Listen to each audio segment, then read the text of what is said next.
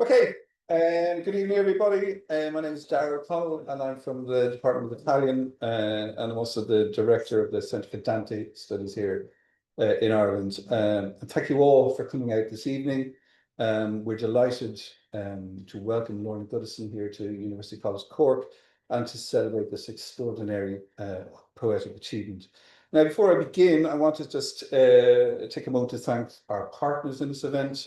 First off, I'd like to thank the good folks at Carcanet Press, who enthusiastically agreed to include Cork in Lorna's tour. And I'd like to thank Jasmine Linklater in particular for facilitating us. Tonight's event has been a long time in the making, and we're lucky to have such great partners here at UCC, as this is very much, truly is a collaborative effort between the School of English and the School of Languages, Literatures and Cultures. In both of these schools here in UCC, there's a very large Caribbean and kind of post-colonial research focus. So in Anglophone, Hispanophone and Francophone. So we have some ready interlocutors. And I'd especially like to thank my colleagues in the Department of Italian for their support. Michael Darcy has been instrumental, as has John Breen, who's standing at the back there, who is selling the book this evening, and it is retailing at €20. It is a steal. I recommend everybody to buy at least 2 copies, and don't forget Christmas is coming, so gifts are very important. I do not want to see this man walking out of UCC with any copies on, put it that way. I'd especially like also to thank Carlos Garrido Castellano from SPLAS, whose Art Fictions project is one of our partners. Carlos, who's conducted extensive research on the creative practice in the public sphere across the Caribbean, immediately jumped on board when I told him about the possibility of doing this event. So thank you, Carlos. And last but certainly not least, I want to thank Leonor de Oliveira, our administrator in Italian. Leonor works behind the scenes, never drawing attention to herself, but organizes everything with calm efficiency. So thank you, Leonor. Now, how is this evening going to work out, or what do we plan to do? I'm going to make a presentation on the book. I'm trying not to speak too long, because I know you didn't come to listen to me, that's for sure. And then we're going to do a reading of Canto 1. First of all, we're going to read Canto 1 in Italian, in Dante's original, and then we're going to ask Lorna to stand and give Canto 1, after which time she will take part in a Q&A with Professor Lee Jenkins from English. And I should add that it's really thanks to Lee that I personally discovered Lorna's poetry many years ago, because I coordinated a module in secondary called Aspects of the Classical Tradition, and it's a team talk module. And for many years in her section, Lee taught the classical tradition, Caribbean poetry, and for many years the prominent poet in that particular course was Derek Walcott. But over the years I saw this other name appearing with greater frequency, and that was the name of Lorna Goodison. And it was also Lee who alerted me to the fact that Lorna had a special kind of engagement with Dante, and some of those cantos were published prior to the full book. So I really want to thank Lee for that. So where to start? I want to begin, if I may, with the final line of this extraordinary poetic enterprise. Many of you will already be familiar, especially during COVID times, of Dante's last line of the Inferno. After traversing 9 circles of hell, guided by the Roman poet Virgil, having encountered the damned, famous and infamous alike, who witnessed terrible punishments that have meted out to them, the 2 poets finally make their way out of hell, climbing up the body of Satan, and they reach a crack in the surface, and they get outside, and Dante's poem literally ends, e quindi uscimmo a rivedere le stelle. And once we came out once again and saw once more the stars. Incidentally, both the second canticle, the Purgatorio, and the third, Paradiso, also end with this noun, stelle, stars. Now, by way of demonstrating some of the strategies adopted by Goodison, I now want to show you how she renders the line. And it is just so we came out once again and see the stars down. All of the relevant points of Dante's original are present, and the line, if you're to read it with the traditional translator's hat on, scans seamlessly up to the point of stars. and just on a nice, neutral, standard English, only to be met then with this further additional word which subverts both syntax and register. The wonderfully polyvalent third person plural pronoun and decidedly Jamaican them. And its deliberate position at the end of the line gives it true force and places the accent firmly on the Caribbean voice of its utterance. Thus, Goodison's Dante's Inferno ends on a triumphant and indeed a resounding note of linguistic difference, drawing attention to its speech and celebrates and confers dignity on that language. Yes, her poetry has always explored Jamaica and the Caribbean more broadly, both thematically and linguistically. But nothing, I think, with quite the same force and assuredness of what we find in this collection. And the reason, I think Dante may play a small part in that. And why Dante? Because Dante is very much the poet's poet, especially one who thematizes his relationship with the word through his encounter with other poets, past and present. Dante is also a poet of justice, a poet in which form and content do not compete for prominence, but work rather in concert with one another to generate meaning. And Goodison's is not a homage to the great Italian poet, an obligatory stop at which other poets have also paused, but rather, and I would argue this, is an urgent cry for justice and a deep dive into what it means to be human. In various interviews, she has credited the famous 19th century painting by Henry Holiday as being the first moment of contact with Dante, or even the idea of Dante. Nothing could be further from 21st century Kingston. Beatrice walking on the streets of 13th century Florence, flanked by two female companions, studiously avoiding Dante's gaze. And yet it is from this scene that a poetic connection was first established. And I've got a quote from one of these interviews. She says, "And I have no explanation for why it has taken me so long to complete a project that started when I first saw Henry Holiday's image of the Italian poet, looking completely undone by the sight of the all-consuming love of his life stepping past him, giving him the side eye. She is in the company of her two girl friends or attendants and deliberately, extravagantly ignoring him. In the painting, Dante is clutching at his heart. He looks like he's about to faint. I remember feeling as if I was going to faint." And then, in reference to her teacher, Moira Small, she says, she would tell us that if we were serious about becoming artists, we would more than likely have to become accustomed to upheaval and uncertainty, to physical and spiritual dread, as Rastafarians call it, if we wanted to produce work of real importance. But then, back then, I did not want to hear that. Now, the first example that we have of Goodison's engagement with Dante in the sphere of poetry is a translation that she made of Canto 15 of the Inferno in her 2001 collection, Traveling Mercies. And you will all remember, I trust you all remember, Dante's Canto 15 is very famous for here Dante, the character, encounters his one-time teacher, Master Brunetto Latini, among the sodomites. And under Goodison's hands, Latini is transformed into Teacher Brown, which is nice playing his name, in a canto in which the master praises the pupil for their poetic prowess and warns them of the envy of others. Throughout her finished Inferno, characters are either transformed into recognizable modern figures or translated into their Jamaican equivalent. Teacher Brown is one such character. There are moments in which the historical reference is left as it is, others translated into something utterly modern and unsettling. Now, Goodison is not the first poet to feel the pull of Dante's verse. Modern and contemporary poetry is full of examples of poets like Eliot, Pound, Spicer, availing of Dante. Others go further still into translating parts of the whole, or indeed the whole itself. Ireland's poets, too, have felt this kind of centripetal pull of the Florentines' poetry, from Seamus Heaney, Kieran Carson, Matthew Sweeney, Bernard O'Donoghue, and Philip Terry, to name just a few. But what we call it when a poet, and not a professional translator, translates another poet. Quite often, knowledge of the original language is missing, and the poet translator must rely on the translations of others. Is it translation at all? Or to put it differently, what do we call this poetic alchemy when a poet creates through another poet? Scotland's Alistair Gray had an enduring fascination with Dante and called his translation of the Commedia an Englishing of Dante.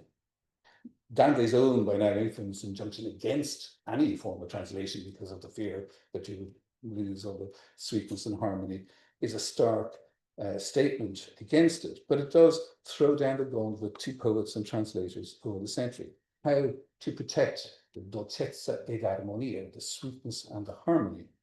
The question is especially pressing in the first half of the 21st century, when the burgeoning readerly appetite for Dante extended well beyond the scholarly translations of the Commedia to that other translational exercise, when poets translate other poets. Seamus Heaney described the translator as a creative stealer. He argued that the writer and the translator perform the same artistic task. That is, and I quote, to make something of the given, to move it through a certain imaginative and linguistic distance. Philip Terry, another translator of Dante on Cork in its list, uses the method of Harry Matthews from his trial impressions, what he calls up-to-date to translate. Dante across time and place. And this is something, there's something I think of the manner of Heaney using the poem A Riverbank Field from his collection Human Chain, when he translates Aeneid Book 4.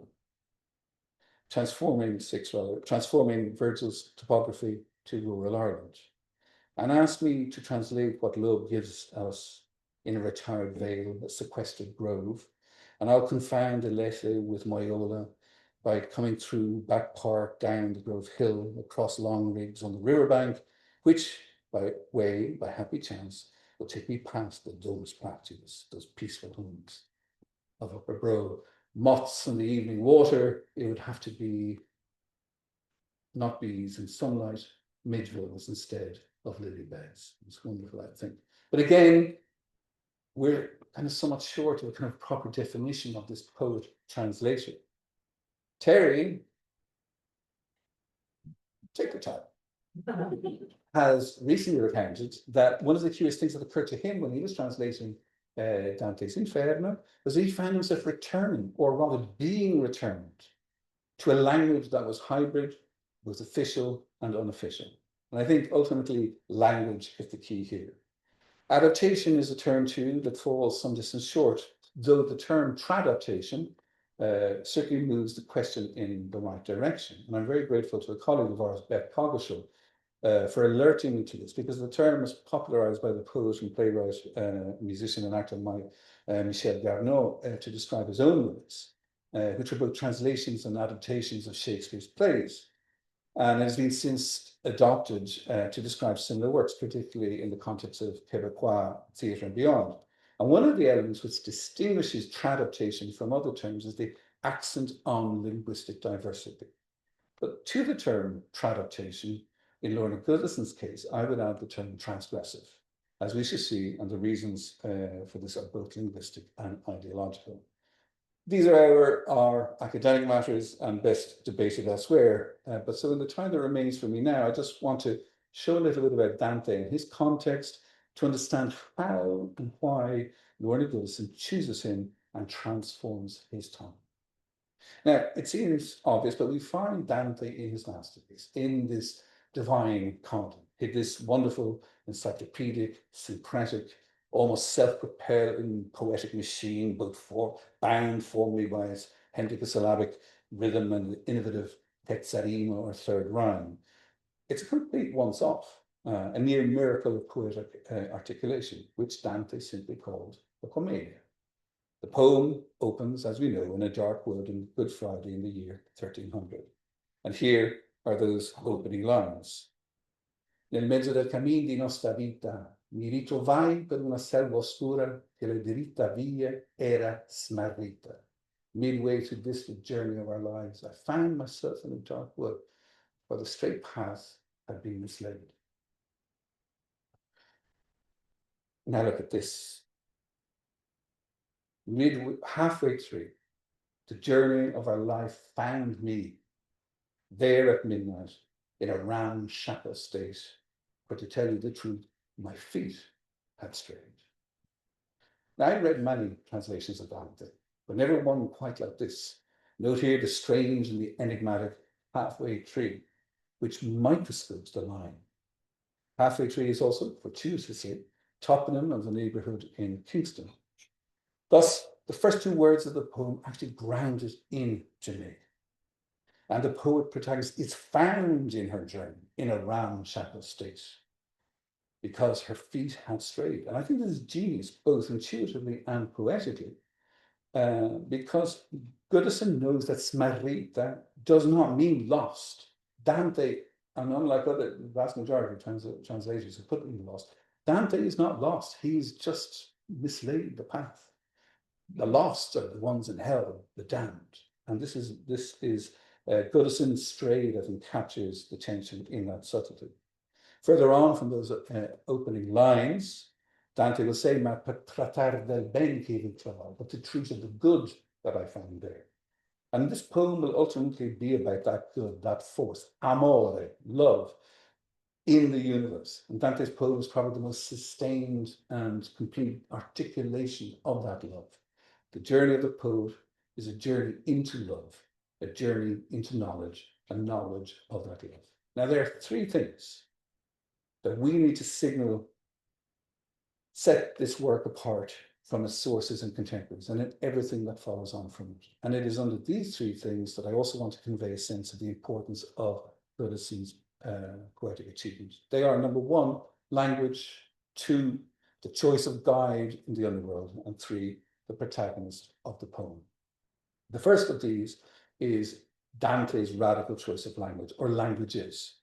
Any serious poet in the early 14th century, dealing with a serious subject he wished to teach others about, would be expected to write the only available language deemed fit for a lofty purpose. That is literary Latin, not Dante. He wanted his poem to be read, he wanted his poem to be heard, for all people to have access to, not just the learned, educated men of his day. Therefore, he envisaged a poem in this vernacular, Tuscan language, broadly speaking, and conferred on that language greatness on a par with the classical literary languages. Not only does he reject Latin as a language for his comedy, he does so, he chooses instead this lowly Florentine, and he runs the full gamut of linguistic register, from the highest of the high to the lowest of the low. So for anyone, especially a poet, attempting to emulate Dante in another language, they too must embrace plurilingualism and epiphany. The Barbadian poet and scholar Kamal Bergberg, in his history of the voice, actually even goes so far as to enlist Dante in this poetics of a kind of decentered, decolonial Caribbean language he called nation language. And he says, the forerunner of all of this nation language was, of course, Dante Alighieri, who at the beginning of the 14th century argued in the De Vulgare Eloquentia for a recognition of his own Tuscan vernacular as a nation language to replace Latin as the most natural, complete, and accessible means of verbal expression. I won't read the whole quote. Goodison's language is a wonderful hybrid of this Jamaican English, but also deeply political. Jamaican patois, or as linguists would call it, the Jamaican Creole, is English-based Creole language mixed heavily with predominantly West African languages and some influence of Arawak, Spanish, and other languages spoken primarily in Jamaica, but also among the Jamaican diaspora. Most of the non-English words in patois derive from West African Akan language, and it is spoken by most Jamaicans as a native language.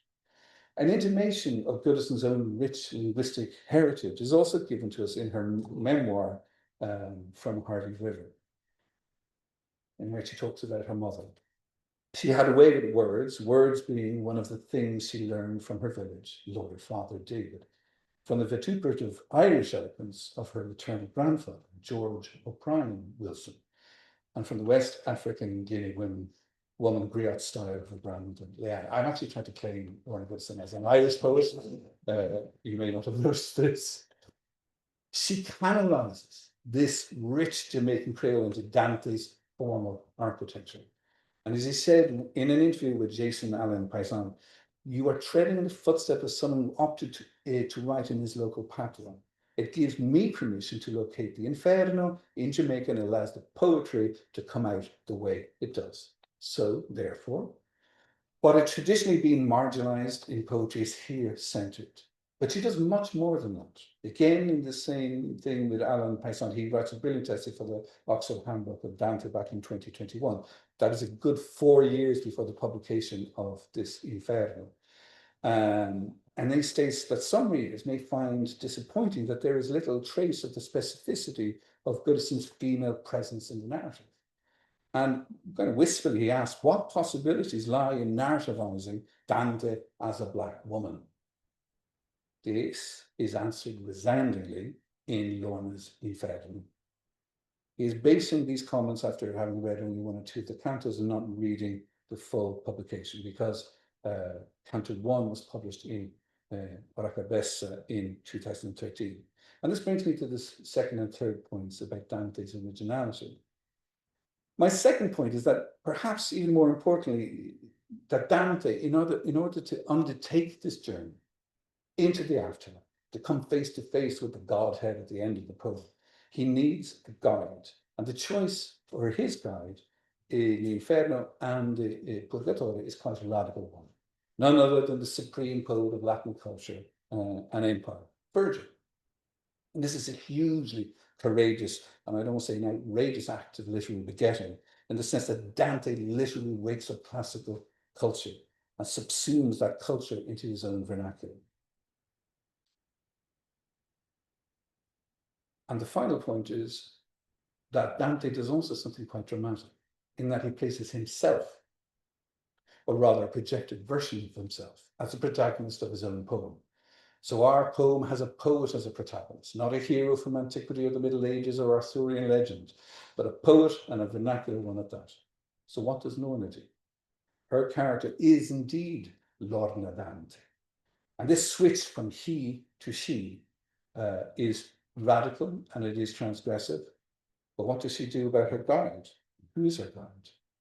When she first published her Canto 1 in 2013, though he was still alive, she cast the St.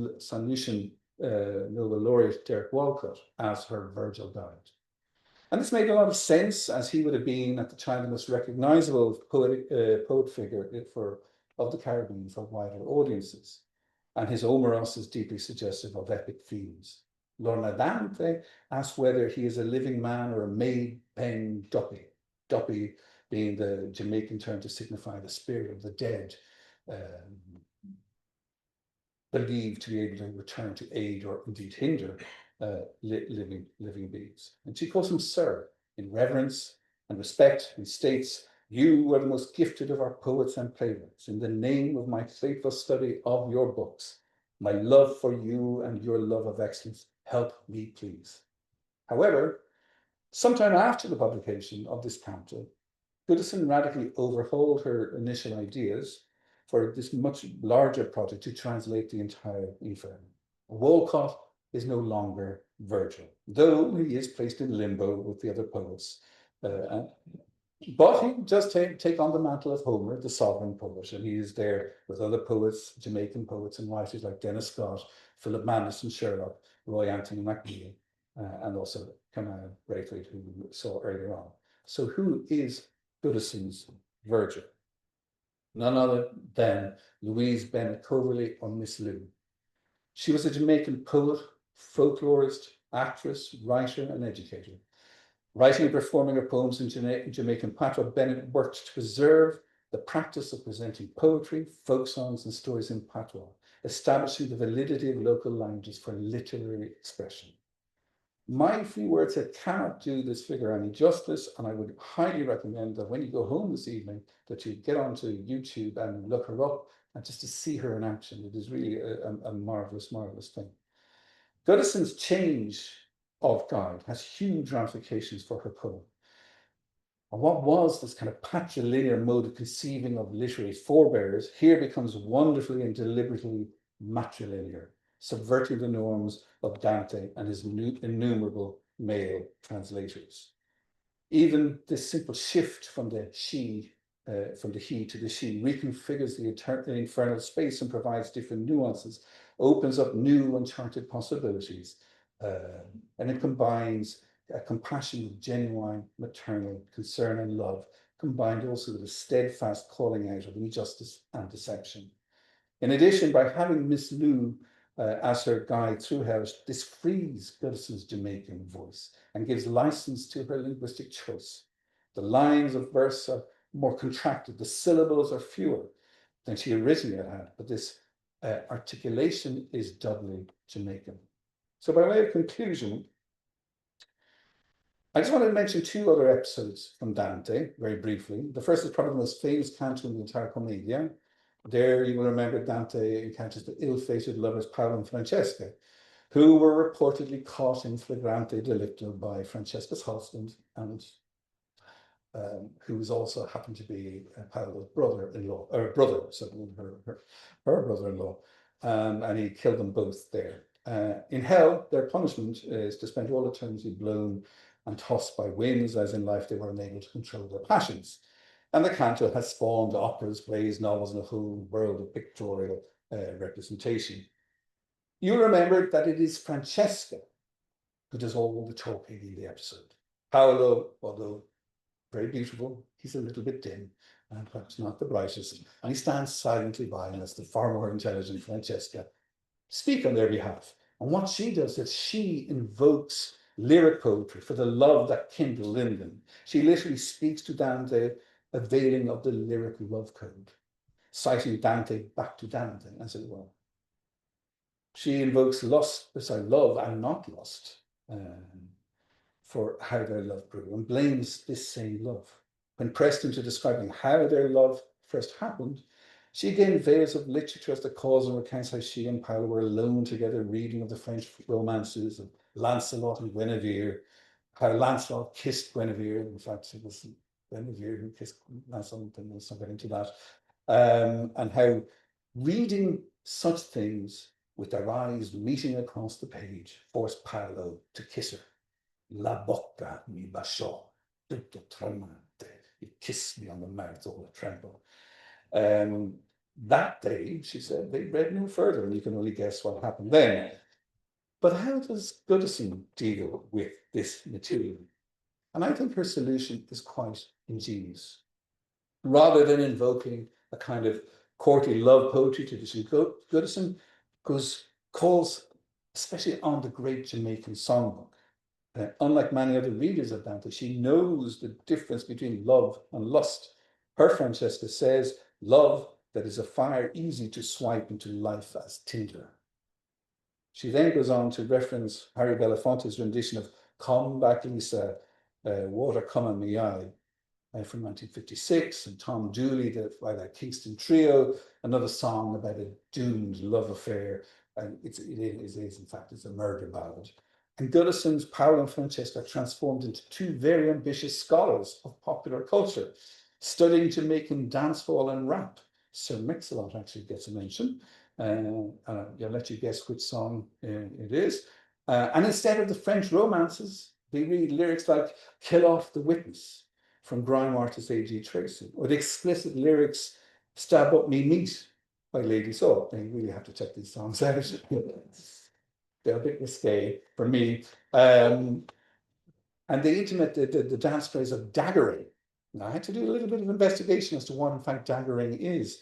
And I'm going to read you from the Wikipedia entry on daggering. This is a form of dance that incorporates the male dancer ramming his crotch area into the female dancer's buttocks and other forms of frantic movement. It is recent in origin, associated with the 2006 wave of dancehall music. I'm give that a skip. In Goodison, we read, turned us from scholars into fired up fans, does this one, now always by my side, penetrated me dagger. So where once the literature of the age is given as the cause for the illicit love affair, here in this version, song, music, dance are the culprits. And as with the figures of 13th century Ravenna, those of Kingston in the 21st are still incapable of accepting their own responsibility and culpability. And the final example comes from Canto 28, which underpins Goodison's poem, what underpins Goodison's poem is, I think, this true ethical system. It speaks out against injustice and corruption, and sides with the downtrodden and the oppressed. Now, lest we think that Goodison is all reverence for the canonical poet, wary of overstepping her mark, an act of mere homage to the poet of poets, we'd be sorely mistaken. For the Florentine himself is taken to task. His medieval certainties rubbished and rejected in favour of love and inclusion. Famously or infamously, in Canto 28, the Prophet Muhammad is placed among the schismatics. He is cloven in two, so his bowels spill out before him. Goodison does not accept this. It takes Dante to task. He questions the very enterprise of this project, clashing up against two diametrically opposed worldviews. Now, while there's much to admire in the Florentine poet, there is also much to criticize, and she does so in and through poetry. And here, to whoever's reading this, I must lament as I rebuke the Italian poet, stern as a Rastafarian elder. I believe he showed appalling judgment by betraying Prophet Muhammad in this way. No, he does not deserve to be split so his insides spill out along with his beating heart and all his vitals. As I stare at these words now, I myself feel divided. I am conflicted. Shall I continue? Am I in over my head? Is this ambitious overreach? Am I unwise by tackling the Commedia Divine? I, for one, am thankful that she did continue, that she was wise enough to tackle this poem. It is not overreach, unless by overreach we mean something that is utterly new, protein, and unique. Goodison's Inferno is what happens when poets are encountered across time, across languages. I heartily recommend this Jamaican Inferno and ardently hope that an equally Caribbean Purgatorio and Paradiso are on the horizon. In the meantime, I continue to marvel at this wonderfully transgressive adaptation. Thank you.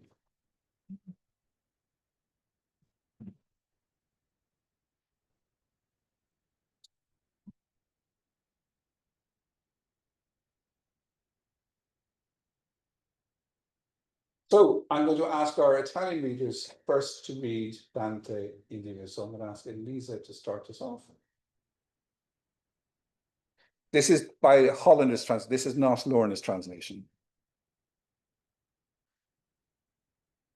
Nel mezzo del cammin di nostra vita mi ritrovai per una selva oscura, che la diritta via era smarrita. Ahi quanto a dir qual era e cosa dura, esta selva selvaggia e aspra e forte, che nel pensier rinnova la paura. Tanta amara che poco è più morte, ma per trattar del ben che vi trovai, dirò delle altre cose chi vo scorte. Io non so ben ridir come v'intrai, tant'era pien di sonno a quel punto che la verace via abbandonai. Ma poiché fu al piede un colle giunto, là dove terminava quella valle che m'avea di paura il cor compunto, guardai in alto e vidi le sue spalle, vestite già dei raggi del pianeta che mena dritto altrui per ogni calle. Allor fu la paura un poco cheta, che nel lago del cor m'era durata la notte chi passai con tanta pietà. E come quei che con l'ena affannata, uscito fuor del pelago la riva, si volge all'acqua perigliosa e guata, così l'animo mio che ancor fuggiva si volse arretro a rimirar passo che non lasciò giamai persona viva. Poiché posato un poco il corpo lasso, ripresi via per la piaggia diserta, sì che il pie fermo sempre era il più basso. Ed ecco quasi al cominciar dell'erta una lonza leggera e presta molto, che di pel macolato era coperta, e non mi si partia dinanzi al volto, anzi impediva tanto il mio cammino, chi fui per ritornar più volte volto. Tempera dal principio del mattino, e il sol montavan su con quelle stelle, che eran con lui quando l'amor divino mosse di prima quelle cose belle. Sì che a ben sperar m'era cagione, di quella fiera la gaetta pelle, l'ora del tempo e la dolce stagione. Ma non sì che paura non mi desse la vista che m'apparve d'un leone. Questi parea che contra me venisse, con la test'alta e con rabbiosa fame, sicché parea che l'aere ne tremesse, ed una lupa che di tutte brame sembiava carca nella sua magrezza, e molte genti feggia viver grame. Questa mi porse tanto di gravezza, che la paura cuscia di sua vista, ch'io perdei la speranza dell'altezza. E quale quei che volentieri acquista, e giugne il tempo che perderlo face, che in tutti i suoi pensier piange e s'attrista, tal mi fece la bestia, senza pace, che venendomi incontro, a poco, mi ripigneva là dove il sol tace. Mentre chi rovinava in basso loco, dinanzi agli occhi mi si fu offerto chi per lungo silenzio parea fioco. Quando vidi costui nel gran diserto, miserere di me, gridai a lui, qual che tu sia, o d'ombra o d'uomo certo, risposemi. Non omo, omo già fui, e i parenti miei furono lombardi, mantuani per patria ambedui. Nacqui sub Iulio, ancor che fosse tardi, e vissi a Roma sotto il buono Augusto, nel tempo degli dei falsi e bugiardi. Poeta fui, e cantai di quel giusto figliuol d'Anchise che venne di Troia, poiché il superbo Ilion fu combusto. Ma tu perché ritorni a tanta noia? Perché non sali il dilettoso monte, che principio e cagion di tutta gioia? Or se tu quel Virgilio e quella fonte che spandi di parlarsi il largo fiume, risposi io lui con vergognosa fronte. O degli altri poeti, onore e lume, vagliami il lungo studio e il grande amore che m'ha fatto cercar lo tuo volume. Tu sei lo mio maestro e il mio autore, tu sei solo colui da cui io tolsi lo bello stilo che m'ha fatto onore. Vedi la bestia per cui io mi volsi, aiutami da lei, famoso saggio, ch'ella mi fa tremar le vene e i polsi.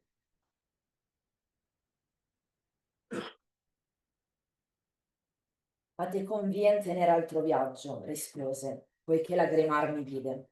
Se vuoi campar desto logo selvaggio, che questa bestia per la qual tu gride non lascia altrui passar per la sua via, ma tanto lo impedisce che l'uccide. E a natura si malvagia e ria, che mai non empie la bramosa voglia, e dopo il pasto ha più fame che pria. Molti sono gli animali a cui s'ammoglia, e più saranno ancora, infin che il veltro verrà, che la farà morir con doglia. Questi non ciberà terra né peltro, ma sapienza, amore e virtute, e sua nazion sarà tra feltro e feltro. Di quella umile Italia fia salute, per cui morì la Vergine Camilla, e Eurialo e Turno e Niso di ferute. Questi la caccerà per ogni villa, finché l'avrà rimessa nell'inferno, la onde invidia prima di partilla. Ond'io per lo tuo me penso e discerno, che tu mi segui e io sarò tua guida, e trarrotti di qui per loco eterno. Ovvio dirai le disparate strida, vedrai gli antichi spiriti dolenti, che alla seconda morte ciascun grida, e vedrai color che son contenti nel foco, perché speran di venire quando che sia le beati genti, alle quali poi, se tu vorrai salire, anima fia a ciò più di me degna, con lei ti lascerò nel mio partire, che quello imperador che la regna, per chi fu ribellante alla sua legge, non vuol che in sua città per me si degna. In tutte parti impera e quivi regge, quivi è la sua città e l'alto seggio. O felice colui cui vi elegge. E io a lui, poeta, io ti richeggio per quello Dio che tu non conoscesti. Acciò che fugga questo male e peggio, che tu mi meni là dov'or dicesti. Sì ch'io veggia la porta di San Pietro e color cui tu fai cotanto mesti. Allor si mosse e io li tenni dietro. So that was Elisa Rosati, Ersina Caponetti, and Chiara Valcelli. Well done.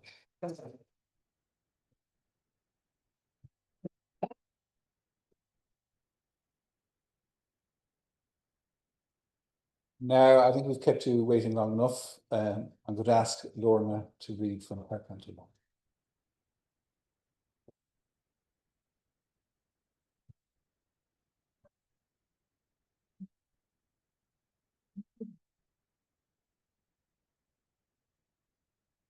Halfway through, the journey of our life found me there at midnight in a ramshackle state, for to tell you the truth, my feet had strayed. Tongue cannot tell how that place was tough. To talk of it again make me frightened all over. Bitter, barren, only death itself could be worse. But the price that I pay for my survival is this. I am now must and bound to tell you of the good I found down there. Well, ma'am, well, sir, how to tell her I reached down there so it's hard. But my mind was mixed up, contrary, divided, and I slip and slide away from the straight path. I walk and I walk till I get to the foot of a mountain at the end of Stony Valley, where what I saw all but caused my heart to attack me in my chest. I look up and see the shoulders of the mountain decorated with sunbeams sent by the guide planet to cheer the pure in heart along the way. And when I see this, my fear was dampened a bit, so that the panic that had pitched and tossed me all night to my heart's core abated. And like a swimmer who is out of her depth in big sea, who battled the waves till she reached shore, and as she blow for breath, she marvels how she managed to escape from that grave watery death, just like that. I turned back to study with awe the dark past before me, none did ever leave alive. And as I catch up my weary self, I start to climb up the rocky mountain, making sure to put my foot where it have no cause to slip and fall. When lo and behold, there on the mountain slope, a leopardess, partner, her foot light, its foot swift, her skin spotted like black ink on ivory dominoes. She was shuffling there, staring dead into my face. She tried to block my every step. All I could do was shake and shift sideways. But now it was near break of day. The morning sun was rising up to take the place of the lingering stars surrounding love divine, whose hand connected the great lights and turned them on and on to shine. The soft early hours, the tender doctor breeze caused me to feel that I could conquer the ferocious spotted beast. But that hope proved to be weak, not strong enough to overcome my fear when I see tearing down upon me a lion, massive dread, hungry, driving him like a big engine so that even the breeze blow like it frayed. Then a she-wolf lurking beside him, craving, scrawny, mager. You could see the white squall at her mouth corner, and you know she had caused many to suffer and feel it. The sight of her broke my spirit. I just gave up right there, so any hope of being able to climb that mountain, and like someone who's a worldling, who one day loses all their earthly possessions, just sinks down into despond. That makes them cry creed. When give up spirit overtakes them, it's so I became in the presence of the wild beast, bearing down the mountainside on me, step by step. And as I was beating my retreat to a lower level, before my frightened eyes, a big woman appeared, her voice calm, like for a long time she had been quiet. And when I see her in that wretched place, I plead, help me, do. Pity me, whoever you may be, living somebody or maypen duppy, help me. I did alive one time, but now I'm not living. Me come from good parents. My father was a baker, my mother was a dressmaker, and I born when King George sit down upon his throne. Me was a little girl picnic, when I wish upon a star for the gift to write poetry that praise the people in my own Jama town. That wish made me the target of plenty flingstone, but I never stopped defending language. I trained at RADA, for the stage was the whole world. But why are you going back down to crosses and war? Why you don't go and climb up to the higher heights, to Mount Bunununus, to the peak of joy? Are you Miss Lowe, the fountainhead of inspiration, from whom the hope river of creativity flows? So I ask her, my head in respect you bow down. O lady, you are the queen of our people's hearts. In the name of my faithful study of your books, my regard for your wit and eloquence, help me, please. You are my model and mentor, and it is from you that I have crafted this hybrid style for which people worldwide now give me speak. You see that beast I'm running from? Please do protect me from her, O mother of our yard, for my blood is trembling in my veins with fear. I shiver as I stand up here.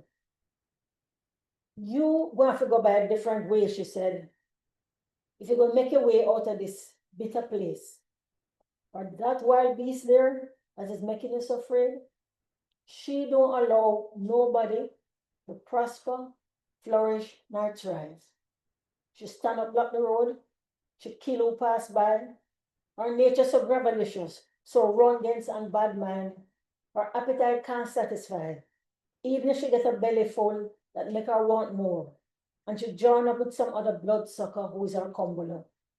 And she go on same way till such time when the great one, who not come to name off the fat of the land, but to feed me with wisdom come.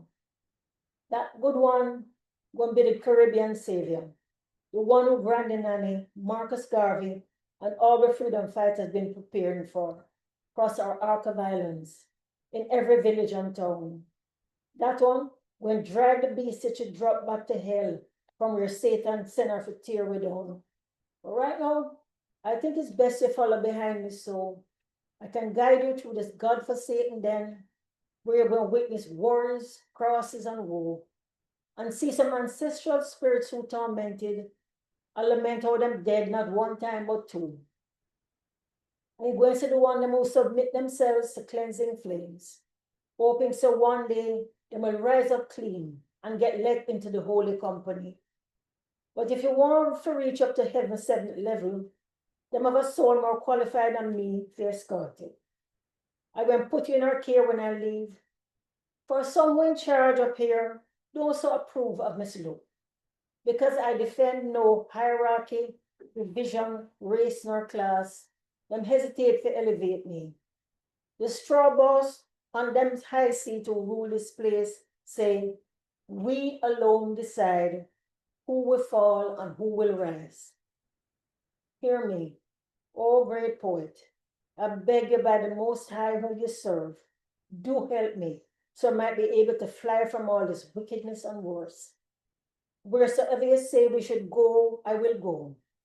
So one day I can stand in the presence of Brother Peter, heaven's gatekeeper, and the souls who you say are bowed down so low under tribulation and so sorely in need of comfort and hope, whose most pitiful state you warn me about.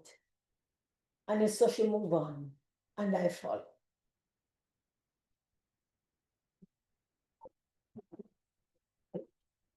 That was beautiful. And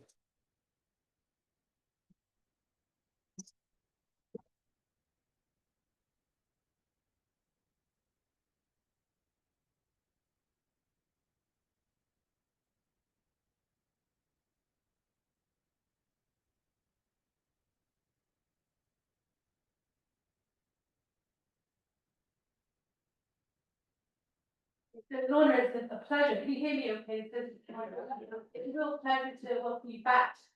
And she just gave me a brief preamble. Lorna came here for 2016, I think it was, for a little conference I was running on Irish Caribbean connections. I invited Lorna to come. She would say no, she said yes, so it's absolutely delighted to host her. And she read a very wonderful poem sequence at that event called Ireland, Jamaica, which is a quote from that text. A roots reggae river dance fusion or mixtape for Jamaican Irish cultural and family heritage that Darren has alluded to. So Lorna writes of her maternal great-grandfather, the Irishman George Brown Wilson, that, well, for all I know, he could have been a jump ship sailor from Cork. So not only am I playing Lorna as an Irish poet, but a folk poet, also among very many of those who are in this room this evening. Orion fell in love with Lorna's great-grandmother, the giving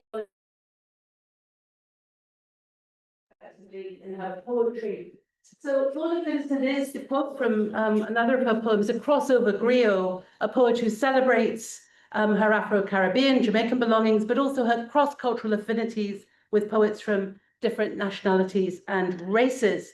So her poems swap duppy stories, to quote again, with W.B. Yeats, and now in this amazing translation of his Inferno with Dante, who of course himself switched between biblical and classical motifs, as you'll know. So as the critic J. Edward Chamberlain, who we know better as Ted, who is sitting there, who's Lorna's other half. He's a little biased. He's a little biased, yeah, should I not quote his words? He says, so we might take Ted's words perhaps with a pinch of salt, Lorna's work draws on and alters the tradition of European literature. And I think that second part is so crucial. It's not simply that Lorna draws on Dante, she changes Dante by reinventing him in her own idiom. So you translate Dante's vernacular into Jamaican vernacular language, including, and I think especially effectively in the Inferno, the richly resonant language of Rastafari. Sufferation's words uttered itself into fire language, as Lorna puts it, in Canto 27, which seems to kind of really crystallize the whole of the Inferno. And there are many other examples of this wonderful Caribbeanization of Dante, and I won't go on, but in Canto 24, I think, Mars's Thunderbolt becomes Usain Bolt, the great Jamaican Olympian. In Canto 17, Arachne, the spider figure from classical mythology, becomes Anansi, the West African spider trickster figure. And Dante's whirlwind of the voices of the living dead becomes the Caribbean voice of the hurricane in Canto 3. Okay, so I have a few questions for Lorna, some of which Dara has preempted, so you might forgive me if we're going over a little bit of the same ground, but then we'll open it up to questions from the audience as well. So just to begin, I read an interview with you, Lorna, where you said that you'd, to quote, turn to really reading the Divine Comedy midway through the journey of my life. So my question would be, what made you turn to Dante at that point, at the halfway tree, as you put it in Canto 1, in the journey of our life? Was it that painting to which Dara alluded, or what brought you to the sustained translation of Dante? Well, I don't think, hello everybody, how are you? It's so wonderful to be here. Thank you. Thank you, Dara, thank you everybody. Okay, and Lee is my old friend. We've been friends for the longest while. Honestly, we didn't meet for many years, but we were corresponding for like a decade before. Long time. Yeah. And Alec, her husband, they were high. But I don't remember your question now, but I think about, midway through the journey of my life, I think everybody has been in their own dark wood. We don't all try to write that, we all end up rewriting Dante, but I certainly have been in my share of dark woods, and certainly about that stage of my life, midway through the journey of my life. So I could just, those are lines you encounter everywhere. So I could really, relate to that. But also, a strange thing has happened to me since that. Can you hear me, or is it okay? Since I've written this, and then I'm beginning to sort of, in hindsight, realize some things. I was, in fact, working in the halfway tree area at about that stage of my life, in some really crummy jobs. I used to work at a terrible radio station, and it was, one day a friend of mine who's a Rastafarian actually left his house, came to me and said, "My sister, this place is not deserving of thy temple," which means, it's not, your body shouldn't be in this place, you leave. It was, anyway, but I did have those kinds of jobs right in that area. And so I think it was in some way that was happening, and then I didn't realize it. And so it fits it. Anyway, I'm not answering you properly. The truth is, I was trying, you can't better align life midway through the journey of our lives in English. There's no, you'll be frustrating yourself eternally. So I was trying, in the first, the canto where Derek Walcott is my guide, I was trying with standard English, trying to say it in a different way. But then one day I just heard in my mind halfway through, and I started to cry, and I knew that was it. So that's it. Okay. And then just to follow on from that, the first of the cantos you translated is Canto 15, the Brunetto Latini canto that Dara mentioned. And that's the first version of that's in your 2001 volume, Travelling Mercies. So that's a canto to which many poets have been drawn, like T.S. Eliot among them, in Little Gidding, I think. What drew you to that as the first of these cantos you wanted to translate? Well, I I was asked, to take part in that project at the South Bank Centre in London. And I said, I couldn't do this. And Ted said, no, you can. So he brought him all the translations of the Inferno from the University of Toronto Library. And I literally spent the first year of our marriage in hell reading them. And but I kept going back to that canto because of how he dealt with Brunetto Latini. He shows him more consideration, more courtesy, more love than anybody else he meets in the entire Inferno. He has put him in the circle of the sodomites, but he never once names his sin. He never once condemns him. And so I thought, well, good, I don't have to do this, because I was really getting fed up with all the condemning and the casting into shit. I think it was terrible. But so I thought that one I could work with it, because it just showed the voice of that. It was lovely. Just the way he was so loving and and so kind to say Brunetto. And that South Bank initiative for modern poets to reinterpret Dante, Kieran Carson's Inferno came out of that as well, didn't it? I think so. Yeah. There were a bunch of us who were invited to this. Yes, because with the Brunetto Latini canto, the Mr. Brown figure, as Dara says, is generic figure of the school teacher. Yeah. But Bob Marley's song, Mr. Brown, comes into it too. Yes. Well, I don't think it's that. I think Mr. Brown is a Jamaican sort of, it's folklore. Mr. Brown, and is a duppy conqueror. Yeah. So he flies around the town in his coffin, is that right? Yes. Yeah. So again, kind of bringing in vernacular, popular sources as well, not just vernacular, but sources in popular culture. Absolutely. Yeah. To that. And then just to go on to Canto 1, and again, Dara's talked about this in the first version of that translation in an earlier collection, Orica Bessa, is dedicated to Derek Walcott, and then you change the guide to Miss Louise Bennett. So, as Dara says, you're very making a really strong kind of double statement there, both about a kind of woman voice tradition in Caribbean poetry, but also a vernacular tradition. There's a performance poet in a Jama tongue, as you say in Canto 1.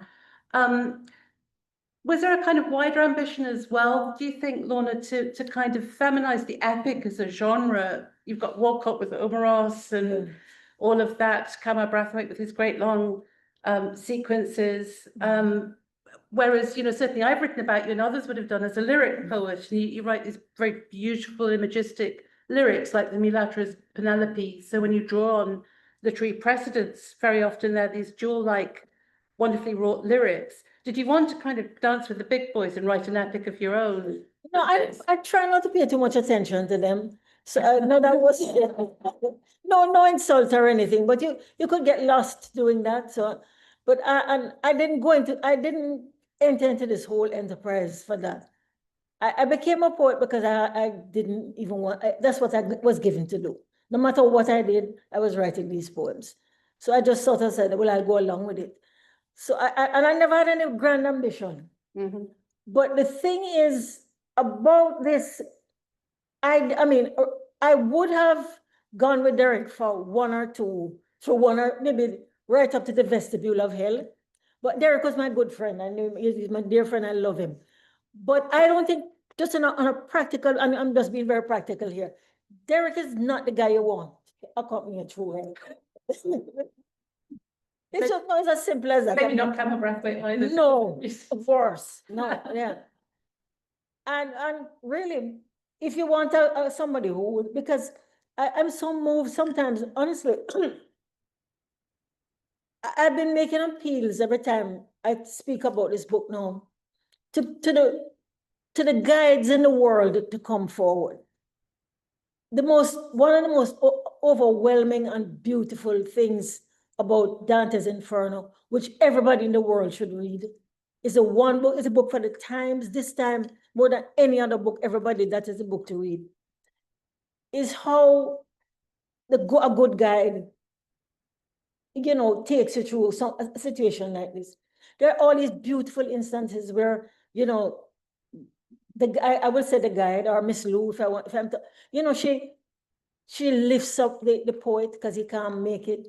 She covers his eyes or her eyes because, your hands alone won't do.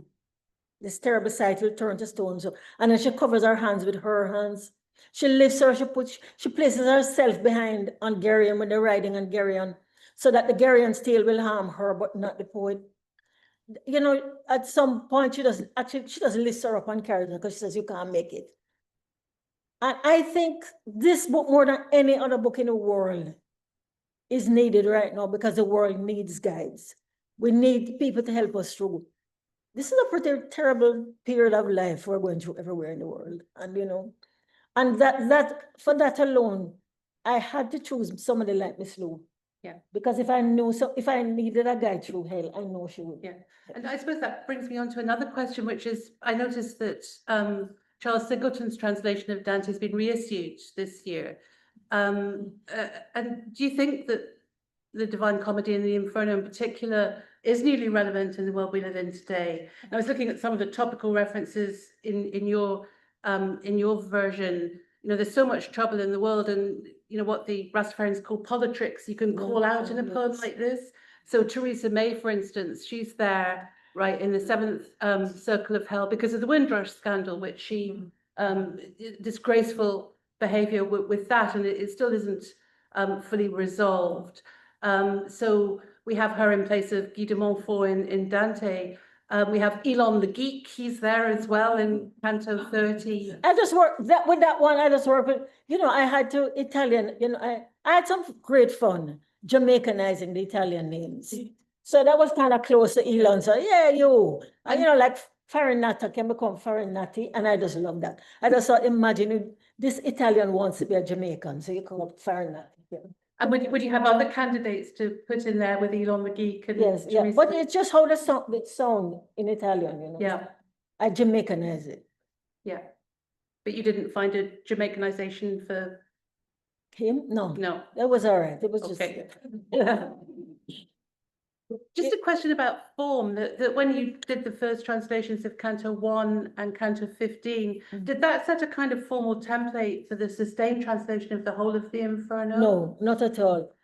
It's as if I realized that having done that Canto 15 first and then 1, and I was just sort of, every now and again, every few years, I'd sort of go back to it. And I was doing it in a very ad hoc, I wouldn't say desultory, but I wasn't fired up. So I was just doing it when I was there, and I was giving it as much as I could. But something happened. There's some shift that occurred. And then I just knew that once I got Miss Lou's voice going, then it was like 3 straight years just working on, you know, this. And with the rhyme scheme, Tsarima, you do dabble with it in places, Yeah. right? And I enjoyed it so. But I don't think I'd like to read it all through. No. You know, for 100 and something pages. Not 200. Yeah, it would be too much. But did you make that decision really early on, or was it more organic, as you're saying? It was more organic, but and there were just some places where I just sometimes I found a poem just wants to sing, and whenever that happens with me, I just stand back and let it. You know, I don't try to impose anything on it. I just, okay, you want to sing, you know, I'm going with this, you know. So that's because there are just parts in this poem where I think the material dictated the form, the way it wanted to be expressed, you know, the things it wanted to say. And I just had to respect it, you know. And looking here at the image on the slide there, I'm sure many of you will know that Lorna is a very gifted visual artist as well as a poet. So you're also in that tradition of the illustration of Dante, of Doré and Botticelli. Yeah. Can you talk a little bit about how you felt that illustrating your own text was an important part of what you were trying to do with this version of the Inferno? I didn't set out to do it, but you know what has always happened, because I trained as a painter, and all my life, what would happen is that I'd do something, I'd paint something, but I'd find I'd not exhausted the subject, so it would bleed over into a poem. And then after a while, it flipped, and I didn't paint for many years. You know, everything was just going into the writing. But for some reason, this came back with this project. All of a sudden, I found myself doing musical drawings. It says, I guess maybe I hadn't finished with them. the writing, so I just had to illustrate. And maybe that initial painting that Yes, interested you. the Henry Holiday, Yeah. yes. And And the Gustave Doré illustrations were all over my life when I was a child. I think I actually saw that illustration of Bertrand de Born, is that carrying his head as a lamp? I think it was actually in somebody's house. As a child, I just thought, why would anybody put that up in your house? You know, but those illustrations were very popular when I was a child. so, I mean, it is an artist's book, as you'll see, you know, when you go to purchase from John Breen, Lorna's wonderful text here, the illustrations talk to the text in really interesting ways, I think. I try. Yes. Dara said maybe slightly facetiously at the end there that, should we expect Purgatorio and Paradiso from you, Lorna? I know that you've begun to translate bits and pieces. I hope. I don't know. It takes a lot. You have to just commit to it. And I'm kind of happy being free and not doing anything, sitting down, being in hell. I really like it that I'm not in hell anymore. But we'll see. We'll see. I'll try. And just one final question, then we'll open it up if people here have questions for Lorna. How do you find translation works with your own original poetry, if we can call it that? That Lorna's collected poems came out, what year was a few years ago with Carcanet? Yeah. And then another volume, Mother Muse, a few years after that, followed by the translation. Do you find that the two work in symbiosis, or are they very different activities for you to translate or to write your own poetry? I think for me, the Dante is obviously is something completely different, except that I've felt such awe, such respect, such love, such wonder at being engaged with this text at all. I mean, it really is perhaps the greatest thing anybody has ever written, you know. And I mean, I'm reading it in translation, but I try to read every translation I could. And I guess I should, but the whole thing is, I was trying my best all along to just give it respect due. And that's kind of different. I'm not saying I disrespect my own poetry, but when I'm doing my own poetry, I'm just doing my own poetry. But as somebody said, I was trying to be faithful without seeming to be. You know, so it was two things. I was trying as much as I could to be faithful to the original, to what was there. But I was trying to not make it look as if I was, you know, that's an added burden. Okay, well, thank you very much. I'm going to ask Dara to take the mic. Would you hop around with it, because I'm a bit incapacitated? Thank you. Would anyone like to ask a question? Don't be shy. I know there are many poets in the room. Well, I'm going to ask a very brief question, if I may, and that is, there's something about the formal constraints of Dante, the fact that he writes in a hentasyllabic line, he writes texerima, cantos have to be, and I'm interested in the idea of constraint being a productive thing, that it allows you to, even though you're working within a constraint as a poet, does it allow, do you discover new possibilities because of the constraint, or is it a constraint and it blocks it? Maybe if I was translating somebody else's work, I would find, I'd have a good answer for you. But honestly, most times I was just completely blown away. And I just felt humbled and just felt, how could anybody have managed to do this? So it was just respect due. And this is not answering a question, but I don't know, I just tried my best, honestly. That's all I did. I'm sorry, I didn't answer your question. Questions? Anybody? Like Ferris Bueller's Day Off. Mueller. No questions at all? Yes, we have one. So growing up speaking multiple languages essentially, do you feel like it would be different if you had grown up with only one language and then learned another language completely and try to go after this giant project? I mean, I don't know exactly like when you learned like Italian and things like that. I didn't. Okay, yeah. I didn't, yeah. That's why I was saying, I think if I'd done that, I don't know. I just, like I said, I know other people have done this the way I've done it, Yeah. which is, but I also would sometimes just listen to or read Italian just to get something going there, but I don't know. So yeah, what I'm saying, the only language I have, I speak the English language, I think, and I speak Jamaican, and I understand some French.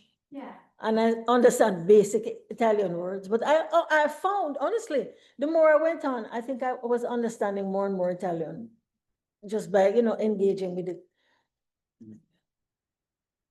I guess like I was wondering like kind of having multiple influences on your dialect, if there's like another third space that you go into when you're trying to translate into your own dialect, like what was that process like for you? That's a good question, and I have no idea how to answer it. I will think upon it, and should I see you again, I will let you know. But honestly, I don't, yeah, I don't, Thanks very much. Yeah. I have a question about the Yeah. culture there. I feel like from celebrating Yes. life, ways of being. Yes. And I wanted to ask you what are the possibilities of that celebration, or what are the challenges of being there for so close to the text. Yes. Well, one of the things that gave me the courage or the nerve to tackle this was I read somewhere that Dante himself said he wanted everybody to read this, even women.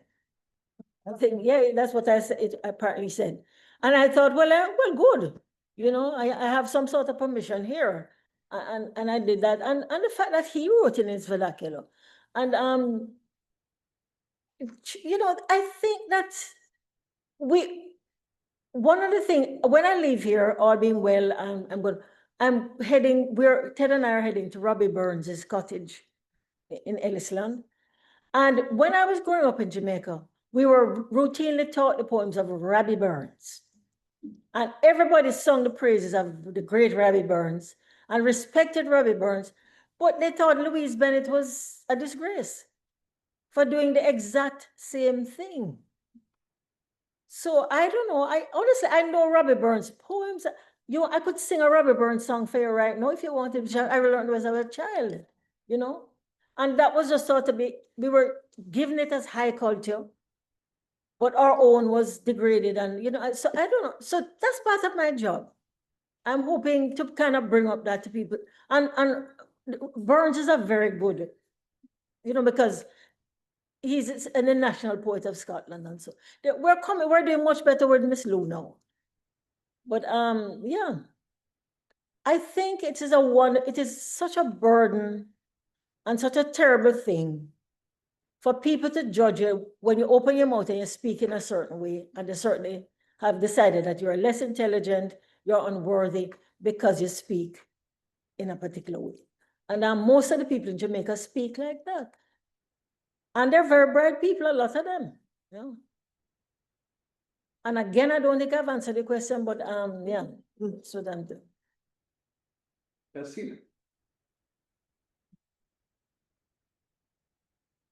Thank you very much. I was wondering, who is Beatrice for Lorna Dante? I'm not going near Beatrice. I think you're a fool if you're a poet and you're trying to bet. There's some parts of it. It's like halfway through the journey of my life, I had to find my own way, or I would not. I think, but Beatrice is so. Maybe I'll try again and see if I can come up with her. But I just couldn't. You can't match that. You can't, and you shouldn't. I don't think you should just. So I have substituted and said two scholars of popular culture, and they're equally guilty. That's another little subversion there I'm trying to do, instead of saying, why should she be the only one punished? The two of them are okay, not so good. That's what I did. Any other questions? We have one here? Yes.